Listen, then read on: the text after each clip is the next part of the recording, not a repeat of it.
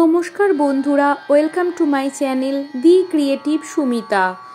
আজ আমরা ভাদ্র মাসের শুক্লপক্ষিয়া পার্শ্ব একাদশীর মাহাত্ম্য, ব্রত কথা, পারণ মন্ত্র এবং একাদশীর দিন কি খাবেন আর কি খেতে নেই বিধি নিয়ম সহ সম্পূর্ণ তথ্য জেনে নেব। সকল একাদশীর মাহাত্ম্য, ব্রত কথা, দিন ও সময়সূচি, তাছাড়াও বছরের বিভিন্ন পূজা সংক্রান্ত ভিডিও পেতে আমার চ্যানেলটিকে সাবস্ক্রাইব করে পাশে থাকুন। 1432 বঙ্গাব্দে পার্শ্ব একাদশী 17ই ভাদ্র বুধবার, 3রা সেপ্টেম্বর 2025 সালে।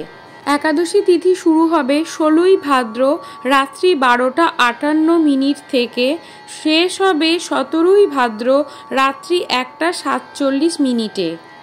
পার্শ্ব একাদশী বা পার্শ্ব পরিবর্তনী একাদশীর মাহাত্ম্য কথা।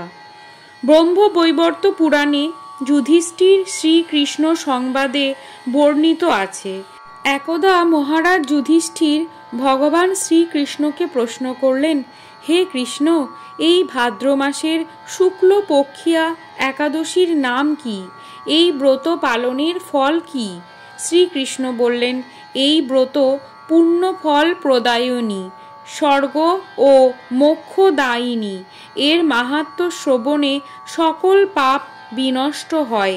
এই একাদশীকে পার্শ্বে একাদশী বলা হয়। আবার এই একাদশীকে জয়ন্তী একাদশীও বলা হয়।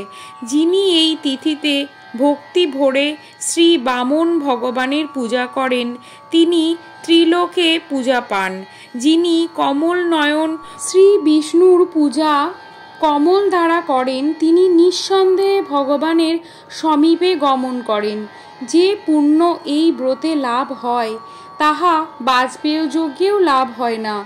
এই একাদশীতে শায়িত ভগবান অনন্ত শয্যায় পার্শ্ব পরিবর্তন করেন, বাম অঙ্গ থেকে দক্ষিণ অঙ্গে শয়ন করেন। তাই এই একাদশীকে পরিবর্তিনী একাদশীও বলা হয়। যুধিষ্ঠির মহারাজ বললেন, হে জনার্দন, এই সকল কথা শুনে আমার বড় সন্দেহ হয়। আপনি কি রূপে শয়ন করেন, আবার কি রূপেই বা পার্শ্ব পরিবর্তন করেন? চাতুর্মাস্য ব্রতকারীর কি বিধান? আপনার শয়নকালে লোকে তখন কি করে? আপনি বলি মহারাজকে কি জন্য নাগ পাশে বেঁধেছিলেন? হে প্রভু, এই সকল বিষয়ে কৃপাপূর্বক আমাকে বলুন। শ্রীকৃষ্ণ বললেন, হে রাজন, ত্রেতা যুগে বলি নামে এক অসুর কুলজাত আমার ভক্ত ছিল। সে প্রতিদিন শ্রদ্ধাযুক্তভাবে বিভিন্ন মন্ত্র দ্বারা আমার পূজা করত। ব্রাহ্মণগণ পূজা ও যাগ যজ্ঞাদিতে সাহায্য করত। কিছুদিন পর দেবরাজ ইন্দ্রের প্রতি দেশ করে দেবলোক জয় করে নিল। তখন ইন্দ্র ও অন্যান্য দেববৃন্দ স্বর্গরাজ্য হারা হয়ে আমার শরণাপন্ন হল। দেবমাতা অদিতির পয়ব্রত পালনে আমি তার পুত্ররূপে দেবকার্য সাধনের জন্য বামন রূপ ধরে বালক ব্রহ্মচারীর বেশে তৎক্ষণাৎ বলির নিকট ভিক্ষা চাইলাম। সে আমায় পূজা করে আমার অভিরুচি ভিক্ষা দিতে চাইল। অগত্যা আমি তার নিকট ত্রিপাদ ভূমি আশা করলে সে আমায় দিতে সম্মত হলে আমি এক পদ দ্বারা মর্ত ভূমি আর এক পদ দ্বারা ঊর্ধ্বলোক সমগ্র জগৎ সমূহ গ্রহণ করি। তৃতীয় পদের জন্য স্থান চাইলে বলি তখন স্বীয় মস্তক প্রদান করেছিলেন। তার নম্রতা ও শ্রদ্ধায় সন্তুষ্ট হয়ে আমি আশীর্বাদ করেছিলাম যে, হে বলি, আমি সব সময় তোমার নিকট থাকব। ভাদ্র মাসের শুক্লপক্ষিয়া একাদশীর দিন আমায় অর্থাৎ বামন দেবের শ্রীমূর্তি বলির আশ্রমে স্থাপিত হয়, আর দ্বিতীয় মূর্তি ক্ষীরসাগরের অনন্ত শয্যায় শায়িত থাকেন। চাতুর্মাস্যকালে আমার আরাধনা ও প্রতিটা একাদশী পালন করতে হয়। এই একাদশীর ব্রত পালনে ভববন্ধন ক্ষয়, ও আমাতে ভক্তির উদয় হয়, অন্তে আমার ধাম প্রাপ্তি হয়। এই একাদশী ব্রত শ্রবণে জীবের সকল পাপ বিনষ্ট হয়। পার্শ্ব পরিবর্তনী বা পার্শ্ব একাদশীর পারণের দিন হল ৪ঠা সেপ্টেম্বর ২০২৫ সাল, ১৮ই ভাদ্র ১৪৩২ বঙ্গাব্দের বৃহস্পতিবার। পারণের সময় হল সকাল ৫টা ২০ মিনিট থেকে ৯টা ৩০ মিনিটের মধ্যে। একাদশী পালনের নিয়ম হল একাদশীর দিন নিরন্তর ভগবান স্মরণ করা। তাই আপনারা যে নিয়মে যে সময়ে পালন করুন না কেন, ভগবানকে ভক্তি ভরে স্মরণ করাই যেন আমাদের মূল কাজ হয়।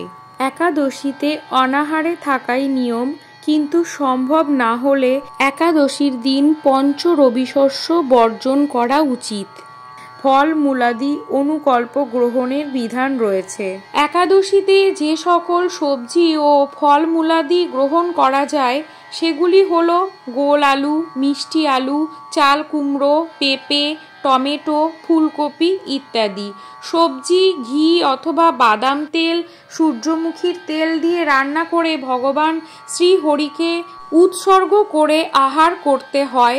বাটা হলুদ, মরিচ, সৈন্ধব লবণ ব্যবহার করা যেতে পারে। অন্যান্য আহারের মধ্যে দুধ, কলা, আপেল, আঙুর, আনারস, আখ, শসা, তরমুজ, বেল, নারকেল, মিষ্টি আলু, বাদাম ও লেবুর শরবত ইত্যাদি ফল মূলাদি খেতে পারেন। 5টা রবিশস্য একাদশীতে নিষিদ্ধ: ধান, গম, যব, ডাল, সরিষার তেল। একাদশীর পারণ হল একাদশী তিথির পরদিন উপবাস ব্রত ভাঙার পর পঞ্জিকা মতে একাদশী পারণের নির্দিষ্ট সময়ে পঞ্চ রবিশস্য ভগবানকে ভোগ হিসাবে নিবেদন করে প্রসাদ গ্রহণ করাই একান্ত দরকার, নতুবা একাদশীর কোনো ফল লাভ হয় না।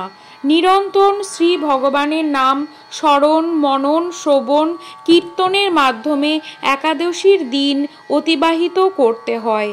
একাদশীর দিন পরনিন্দা, পরচর্চা, মিথ্যা ভাষণ, ক্রোধ, দুরাচারী স্ত্রী সহবাস সম্পূর্ণরূপে নিষিদ্ধ।